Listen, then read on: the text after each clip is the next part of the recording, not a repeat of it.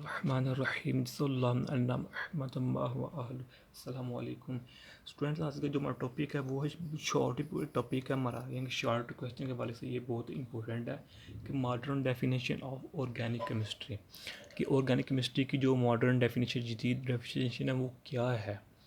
चूँकि हमने पीछे डिस्कस कर लिया हुआ है कि हमने देखा था कि जो कंपाउंड की दो इकसाम है, एक इनऑर्गेनिक है, एक इनऑर्गेनिक है, एक ऑर्गेनिक है। तो हमने पीछे स्टडी किया था कि ऑर्गेनिक को हम नॉन लिविंग थिंग्स हासिल करते हैं, यानी बेजान, और इसको लिविंग थिंग्स यानी जिनमें जान होती है। लेकिन इसके बाद एक केमिस्ट आया फ्रेडरिक वोहलर, उसने अपनी थ्योरी पेश की कि मैंने ना अमोनियम साइनाइड से यूरिया यानी कि निकाल कर दिखाया, यानी कि इनऑर्गेनिक से ऑर्गेनिक निकाल कर दिखाया। इसका मतलब यह है कि जो ये थ्योरी थी वो गलत हो गई। तो उसके बाद नई डेफिनेशन आ गई जो कि आज हम स्टडी करने वाले हैं। ओके, तो organic chemistry is that branch of chemistry which deals with the study of compounds of carbon and hydrogen, meaning hydrocarbon and their derivative। कि केमिस्ट्री की ऐसी ब्रांच है ऑर्गेनिक केमिस्ट्री जिसमें हम डील करते हैं कार्बन और हाइड्रोजन के दरमियान, यानी कि हाइड्रोकार्बन जिसमें कार्बन होता है और हाइड्रोजन होता है, या इनके जो डेरिवेटिव्स होते हैं उन पर हम डिस्कस करते हैं। मिसाल के तौर पर ये ग्लूकोज है, यूरिया, ये बेंजीन है, ये सब के सब क्या हैं, ऑर्गेनिक केमिस्ट्री, क्योंकि इनके दरमियान CH होता है, यानी कार्बन और हाइड्रोजन होता है।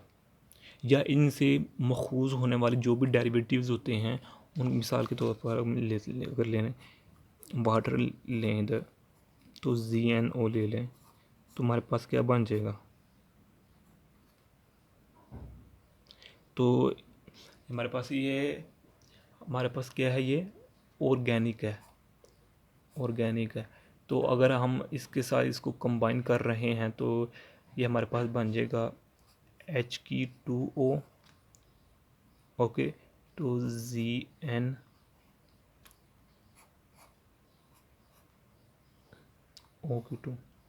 तो अब ये क्या है, ये इनऑर्गेनिक है, यानी कि इसमें ना कार्बन है ना हाइड्रोजन है, ना कार्बन है और ना ही हाइड्रोजन है।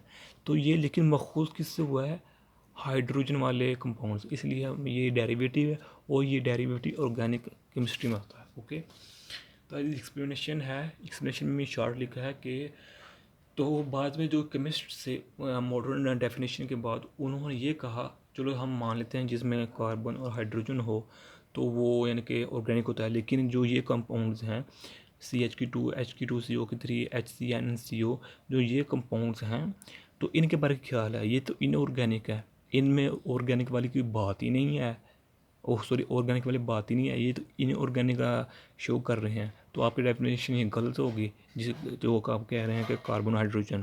तो जो केमिस्ट से उन्होंने ये बताया तो उन्होंने फिर फीचर्स ऑफ ऑर्गेनिक केमिस्ट्री को डिस्कस किया है। उन्होंने कहा कि ठीक है हम मान लेते हैं कि कोई ऐसे कंपाउंड हैं जिस तरह ये हैं, इनमें कार्बन भी है कई में और हाइड्रोजन भी है, लेकिन ऑर्गेनिक कंपाउंड्स कुछ स्ट्रक्चर्स होते हैं, उनके कुछ फीचर्स होते हैं, उनकी अपनी खसूसियात होती हैं। अगर उन खसूसियात में से कोई खसूसियत इन में पाई जाती है तो ये भी ऑर्गेनिक में हो गए। तो ये आज की छोटी सी वीडियो अच्छी लगी है तो सब्सक्राइब लाइक में कर दीजिए। अगर कोई मशवरा देना चाहते हैं तो कमेंट कर सकते हैं। अस्सलाम वालेकुम रहमतुल्लाहि व बरकातुहू।